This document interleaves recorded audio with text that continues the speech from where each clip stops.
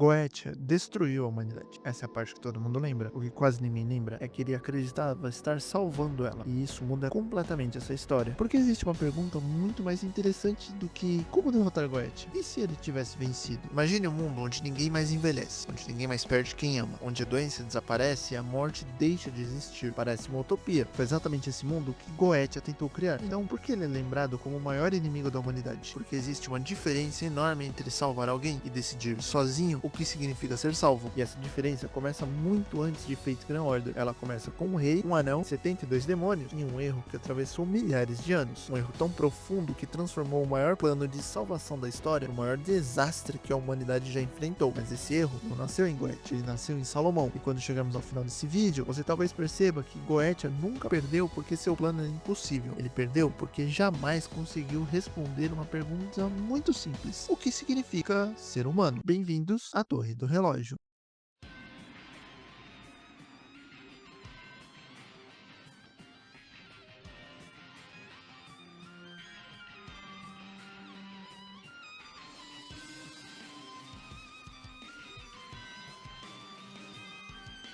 O homem que ensinou Goetia a enxergar o mundo. Para entender por que Goetia acreditava estar salvando a humanidade, precisamos voltar muito antes de Fate, muito antes de Ars Goetia, muito antes do próprio Grimório que deu nome a ele. Precisamos voltar ao homem que tornou tudo isso possível, Salomão. Se você perguntar para alguém quem foi Salomão, a resposta provavelmente será simples: o rei mais sábio da Bíblia, filho de Davi, construtor do primeiro templo de Jerusalém. Mas essa resposta está incompleta, porque existem dois Salomões, o da história e o da tradição. Salomão é lembrado pela sabedoria. Quando Deus lhe oferece qualquer recompensa, ele não pede riqueza, nem poder, nem uma vida longa. Pede apenas sabedoria para governar seu povo. E é justamente essa escolha que faz dele uma figura tão importante. A partir desse momento, Salomão deixa de ser apenas um rei. Ele se torna um símbolo, um homem capaz de compreender aquilo que os outros não conseguem. Mas existe um segundo Salomão, muito menos conhecido, o das tradições místicas, da cabala, da magia medieval, dos grimórios. Nesse Salomão, a sabedoria não serve apenas para governar homens, ela governa espíritos. A tradição islâmica conta que ele comandava os ventos, conversava com animais, ordenava djinns, dominava demônios. Outras tradições dizem que tudo isso era possível graças a um objeto muito específico, o Anel de Salomão, gravado com o nome de Deus, um símbolo de autoridade absoluta. Com ele, Salomão podia invocar espíritos, interrogá-los, conhecer seus nomes, descobrir suas fraquezas e colocá-los para trabalhar, não pela força, mas pela sabedoria. O texto mais antigo que organiza essa tradição é conhecido como Testament of Solomon. Ali, Salomão encontra cada demônio individualmente, descobre quem ele é, o que faz, o que sabe e qual o seu propósito. Parece apenas uma coleção de histórias, mas existe um detalhe aqui que muda completamente a maneira como olhamos para Goetia. Esses espíritos nunca foram criados para substituir Salomão, eles existem para servi-lo, para ampliar aquilo que ele já possui, sabedoria. E talvez seja justamente aí que tudo começa a dar errado, porque conhecimento não é a mesma coisa que sabedoria. Um pode ser acumulado, o outro precisa ser vivido. Guarda essa ideia, porque daqui a pouco ela vai explicar por que Goetia foi capaz de observar toda a história humana e ainda assim nunca conseguiu compreendê-la. A Ars Goetia, o livro que mudou tudo. Séculos depois da morte de Salomão, alguém escreveu um livro em seu nome. Não sabemos exatamente quem, nem quando cada parte foi escrita, mas sabemos que esse livro atravessou séculos e acabou se tornando um dos grimórios mais influentes da história do ocultismo. Seu nome era Lesser Key of Solomon, ou As Chaves Menores de Salomão, e dentro dele existe uma seção específica, a Ars Goetia. É daqui que Goetia tira o seu nome. Se você abrir esse livro esperando encontrar uma narrativa, vai se decepcionar. A Ars Goetia não conta uma história, ela parece mais um catálogo, uma lista organizada de 72 espíritos, cada um com nome, título, posição hierárquica, aparência, número de legiões sob seu comando e uma descrição extremamente objetiva do que sabe fazer: reis, duques, marqueses, condes, cavaleiros, quase uma burocracia infernal. E aqui existe um detalhe curioso: quando pensamos em demônios, normalmente imaginamos criaturas cujo único objetivo é destruir, mas a Ars Goetia apresenta algo muito diferente. Esses espíritos ensinam astronomia, filosofia, retórica, idiomas, matemática, revelam tesouros escondidos, respondem perguntas sobre o passado, fazem previsões sobre o futuro, encontram pessoas desaparecidas, alguns até ajudam reis a tomar decisões. Não são apresentados como agentes do caos, são especialistas, como se cada um fosse responsável por um pedaço específico do conhecimento. E talvez seja justamente isso que tenha tornado esse livro tão fascinante, porque no fundo, a Ars Goetia não fala sobre monstros, ela fala sobre conhecimento organizado, catalogado, classificado, como se o próprio saber pudesse ser dividido em 72 partes diferentes. E existe uma ironia histórica quase inacreditável por trás desse livro. Muita gente acredita que esse Grimório nasceu para ensinar magia, mas uma das suas maiores inspirações surgiu justamente do contrário. Em 1577, um médico chamado Johann Weyer publicou a Pseudomonarchia Daemonum, um catálogo de demônios. Só que Weyer não queria incentivar invocações, ele queria impedir perseguições. Sua intenção era mostrar que muitas acusações de bruxaria eram fruto de superstição e histeria coletiva, ou seja, um texto criado para combater o medo acabou dando origem ao grimório mais famoso da demonologia ocidental. A história às vezes tem um senso de humor muito peculiar. Séculos depois, outro nome entraria nessa história, Aleister Crowley. Em 1904, ao publicar sua edição da Ars Goetia, Crowley propôs uma interpretação completamente diferente. Talvez aqueles 72 demônios nunca tivessem sido entidades externas, mas aspectos da própria mente humana, partes diferentes da nossa personalidade, impulsos, medos, desejos, potenciais. Em outras palavras, o verdadeiro campo de batalha da Ars Goetia talvez nunca tenha sido o inferno, mas a própria humanidade. E é exatamente aqui que Kinoko Naso faz algo brilhante, porque ele olha todas essas interpretações, a história, a mística, a psicológica, e junta tudo em uma única ideia. Mas acrescenta uma pergunta que nenhum desses textos jamais respondeu: o que aconteceria se essas 72 inteligências realmente observassem toda a história humana? Não durante anos, nem durante séculos, mas desde o nascimento da civilização. O que elas concluiriam sobre nós? A resposta é Goethe, o homem que observou toda a história humana. O Nasoverse nunca tratou o Ars Goetia como um simples livro de demônios. Ele fez uma pergunta muito mais interessante: e se aqueles 72 espíritos realmente existissem, não como demônios do inferno, mas como um sistema criado para observar a humanidade? Em Fate Grand Order, Salomão não é apenas um rei, ele é o fundador da magia humana, o homem que lançou as bases da civilização mágica. E, para cumprir essa missão, ele cria os 72 grandes pilares demoníacos. Mas aqui existe um detalhe extremamente importante: eles não foram criados para governar a humanidade, nem para protegê-la, muito menos para julgá-la. Foram criados para observá-la, para registrar sua história, corrigir desvios e garantir que a ordem humana continuasse existindo. Em outras palavras, eles eram testemunhas. Então Salomão morreu. Pela primeira vez, aquelas 72 inteligências ficaram sozinhas, sem um rei, sem um propósito vivo. Restava apenas aquilo que haviam feito durante milhares de anos: observar. Imagine assistir toda a história da humanidade, desde o primeiro império até o último. Assistir cada guerra, cada epidemia, cada genocídio, cada traição, cada criança morrendo antes dos pais, cada império construído apenas para desaparecer. E agora, imagine outra coisa: você não consegue esquecer, porque viu tudo ao mesmo tempo, passado, presente, futuro. A clara evidência de Salomão permitia exatamente isso. Não era apenas conhecimento, era uma visão completa da história humana. E foi olhando essa história que Goethe chegou à sua conclusão. Agora, eu quero fazer um exercício. Esqueça por um instante que Goethe é o vilão. Vamos pensar como ele. Você sabe que toda pessoa que nasce inevitavelmente vai morrer. Você sabe que guerras nunca deixarão de existir. Haverá fome, doença, solidão, violência. Você sabe que a humanidade inteira caminha para a própria extinção. E você descobre que existe uma forma de impedir tudo isso, uma única oportunidade. Você apagaria a história para criar um mundo onde ninguém mais precisasse sofrer? Goethe respondeu que sim. Foi assim que nasceu o ritual de incineração da ordem humana. Aquilo que Salomão havia criado para preservar a humanidade foi transformado no instrumento que a destruiria. Toda a energia acumulada pela história humana seria utilizada para voltar ao início dos tempos, antes da morte, antes do sofrimento, antes da própria civilização. Não para governar os seres humanos, mas para recriá-los. Uma nova humanidade, imortal, perfeita, livre da dor. Pela primeira vez, Goethe acreditava ter encontrado uma resposta para tudo aquilo que observara durante milênios. E existe um detalhe que muda completamente a forma como enxergamos esse personagem. Goethe nunca esperou sobreviver. O perfil oficial deixa isso claro. A própria extinção dos pilares demoníacos fazia parte do plano. Eles aceitavam desaparecer, porque acreditavam que, se uma nova humanidade pudesse nascer, qualquer sacrifício seria justificável, inclusive o deles. Então, talvez a pergunta nunca tenha sido por que Goethe destruiu a humanidade, quando a pergunta correta é o quem deu a ele o direito de decidir qual humanidade deveria existir. E é aqui que a história deixa de ser sobre magia e passa a ser sobre algo muito mais perigoso: o amor, o logos de piedade. Quando o amor esquece de ouvir. Existe uma pergunta que ficou aberta desde o começo desse vídeo: se Goethe realmente tivesse vencido, o mundo seria melhor? E, sendo sincero, eu acho que essa pergunta merece mais respeito do que normalmente recebe, porque é muito fácil chamar o Goethe de monstro. Muito mais difícil é admitir que o argumento dele faz sentido. Afinal, ele estava errado sobre o quê? Sobre a existência da guerra? Não, ela existe. Sobre a morte? Também não.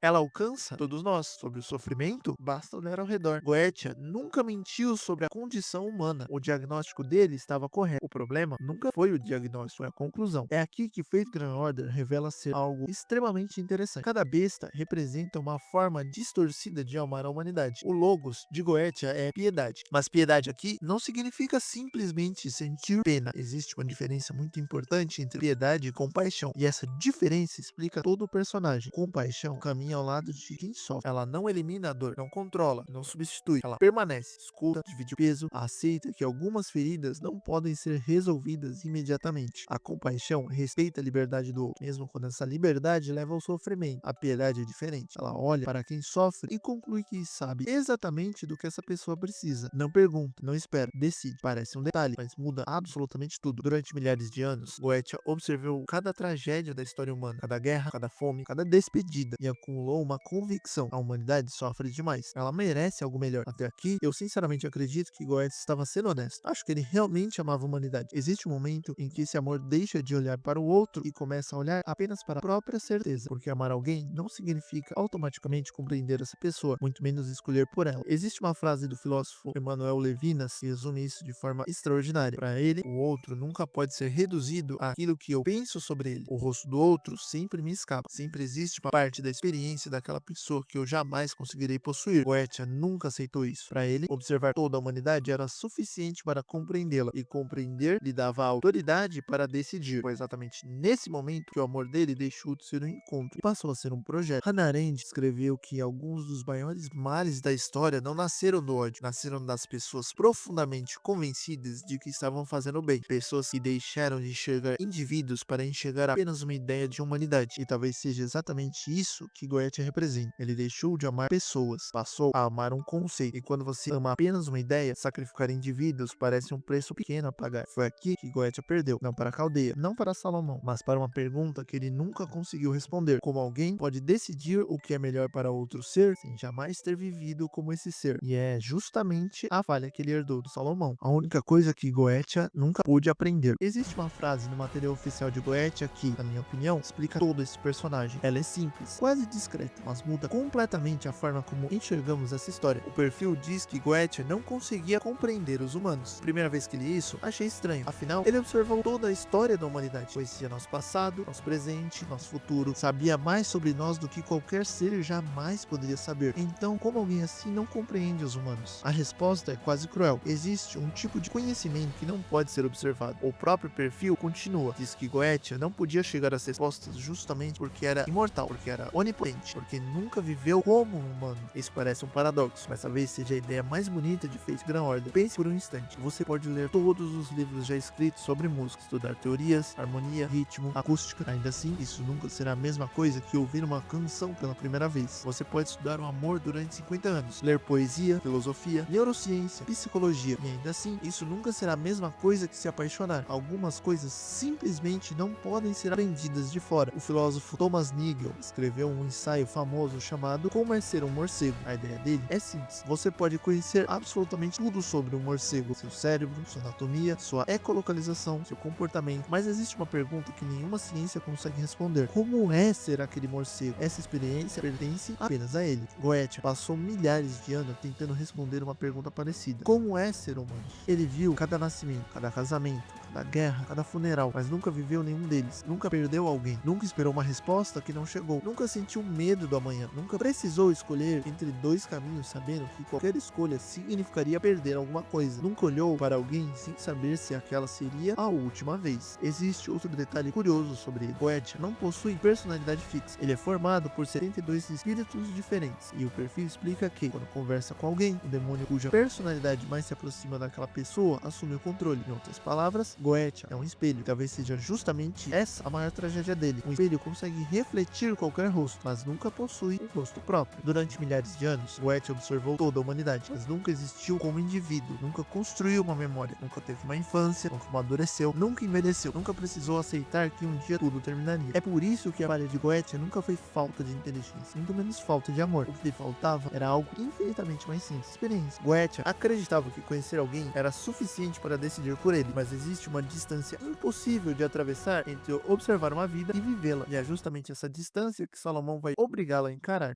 O homem que Goethe nunca conseguiu compreender. Depois de milhares de anos observando a humanidade, depois de construir um plano capaz de reescrever toda a história, depois de transformar o próprio fim em um preço aceitável, Goethe finalmente encontra resistência. Mas ela não vem de um exército, nem de um deus, nem da força de contenção. Ela vem de um único homem. Durante todo o primeiro arco de Fate Grand Order, Romani Archman parece apenas um médico. O primeiro a se preocupar quando alguém se machuca, o primeiro a comemorar quando uma singularidade é resolvida, o primeiro a demonstrar medo. Nada nele lembra um herói lendário, muito menos um rei. Talvez seja justamente por isso que Goethe nunca enxergou de verdade. Então, Romani remove o anel. Pela primeira vez, Goethe olha para aquele homem e percebe quem ele realmente é: Salomão. Existe um detalhe que eu adoro nessa cena. Goethe não fica desesperado porque Salomão voltou. Ele sabia que isso era possível. O choque dele é outro. Salomão não voltou como um rei, nem como um mago, nem para provar que estava certo. Voltou como um homem. Durante todo esse tempo, Salomão viveu exatamente aquilo que Goethe jamais conseguiu viver. Fez amigos, sentiu medo, riu, hesitou, descobriu o peso de cada escolha, aprendeu que nenhuma clara evidência consegue ensinar aquilo que uma única vida humana ensina. Então, ele ativa o Ars Nova, não para vencer Goethe pela força, mas para devolver ao mundo algo que Goethe havia esquecido: o limite. Salomão abre mão da própria existência. Não existe vitória para ele, não existe reconhecimento, não existe futuro. Ele simplesmente desaparece, porque entende algo que Goethe nunca compreendeu: que algumas escolhas só têm valor porque elas custam alguma coisa. E é aqui que Goethe finalmente fica sozinho. Pela primeira vez, ele precisa lutar, não como uma inteligência coletiva, não como um sistema, não como um observador, mas como um indivíduo. Então, algo que ninguém esperava: os 72 pilares desaparecem, a onisciência desaparece, a imortalidade desaparece. E pela primeira vez em milhares de anos, Goethe sente o peso do próprio corpo. Esse momento costuma passar despercebido, mas talvez seja o mais importante de todo Fate Go, porque é exatamente aqui que Goethe consegue aquilo que perseguiu esse tempo todo. Ele nasce, não como um rei mago, não como um sistema, não como uma inteligência coletiva, mas como um ser humano. E ele sente isso imediatamente. Fadiga, dor, medo, tudo aquilo que ele passou uma eternidade observando de fora agora pertence a ele. Existe uma ironia cruel nisso. Durante milhares de anos, Goethe tentou salvar a humanidade, sem nunca compreendê-la. No exato instante em que finalmente a compreende, já não há mais tempo para escolher diferente. Então acontece a cena que, para mim, resume todo esse jogo. Já desaparecendo, Goethe faz uma última pergunta: por quê? Por que restaurar uma humanidade condenada à morte? Pense nisso por um instante. Durante milhares de anos, Goethe construiu uma filosofia inteira para responder essa pergunta. Observou cada geração, cada guerra, cada tragédia, estudou tudo que podia ser estudado. Ele esperava um argumento, mas Hitsuka não oferece um argumento. Ele responde: para viver. Só isso. Duas palavras. Nenhuma teoria, nenhuma religião, nenhuma filosofia, nenhum tratado sobre a condição humana. Apenas para viver. E pela primeira vez, Goethe não tem resposta, porque existe uma coisa que nenhum conhecimento consegue derrotar: a experiência. Durante milhares de anos, Goethe tentou descobrir o significado da humanidade observando. Hitsuka nunca tentou defini-la, apenas viveu. E talvez seja exatamente por isso que um garoto comum conseguiu responder aquilo que a inteligência mais poderosa da história nunca conseguiu compreender: o amor que nunca aprendeu a ouvir. Lá no começo desse vídeo, eu fiz uma pergunta: se Goethe tivesse vencido, o mundo seria realmente melhor depois de tudo isso? Eu acho que a resposta é não, mas talvez não pelo motivo que a maioria das pessoas imagina. Goethe nunca quis dominar a humanidade, nunca buscou o poder, nunca procurou prazeres, nunca destruiu o mundo por ódio. Ele realmente acreditava que estava salvando todos nós, e talvez seja exatamente isso que faz dele um dos antagonistas mais fascinantes de Fate, porque o verdadeiro perigo nem sempre nasce do desejo de destruir. Às vezes, ele nasce da absoluta certeza de estar fazendo bem. Durante milhares de anos, Goethe observou a humanidade, venceu cada guerra, cada império, cada tragédia, cada despedida, mas existe uma pergunta que ele nunca conseguiu responder: por que os humanos continuam vivendo mesmo sabendo que um dia vão morrer? Talvez porque viver nunca foi sobre evitar o sofrimento, sempre foi sobre encontrar algo que faça esse sofrimento valer a pena. Salomão descobriu isso, não quando era um rei, mas quando viveu como um romano, quando fez amigos, quando teve medo, quando percebeu que uma vida finita pode ser infinitamente mais rica do que uma eternidade sem perdas. Goethe jamais poderia compreender isso, porque ninguém aprende o significado da vida observando outras pessoas viver. É por isso que a falha de Goethe nunca foi falta de inteligência, nunca foi falta de amor, nunca foi falta de compaixão. Foi acreditar que conhecer alguém era o mesmo que ser esse alguém. Ele passou milhares de anos tentando criar uma humanidade perfeita e só conseguiu compreendê-la no instante em que deixou de ser perfeito. E talvez seja justamente aí que Goethe deixa de ser apenas um personagem de Fate. Todos nós, em algum momento, já olhamos para alguém pensando: se ele simplesmente me ouvisse, se ela fizesse o que eu faria, eu sei exatamente do que essa pessoa precisa, sem perceber que amar alguém não é escrever a história dessa pessoa, permanecer ao lado dela enquanto ela escreve a própria história. Goethe amava a humanidade, eu realmente acredito nisso, mas era um amor que nunca perguntava, apenas respondia. Um amor que dizia: eu sei o que é melhor para você. E talvez essa seja a forma forma mais perigosa de amor que existe, porque o amor verdadeiro não elimina a liberdade, ele a protege, mesmo quando ela leva ao sofrimento, mesmo quando nos decepciona, mesmo quando ela escolhe um caminho diferente daqueles que nós escolheríamos. No fim, Goethe não perdeu porque seu plano era impossível, ele perdeu porque jamais conseguiu compreender aquilo que torna a humanidade digna de ser salva. Não a ausência de morte, não a ausência de dor, nem a promessa de uma existência perfeita, mas a liberdade de viver, de errar, de amar, de perder e ainda assim escolher continuar. Talvez seja exatamente isso que significa ser humano.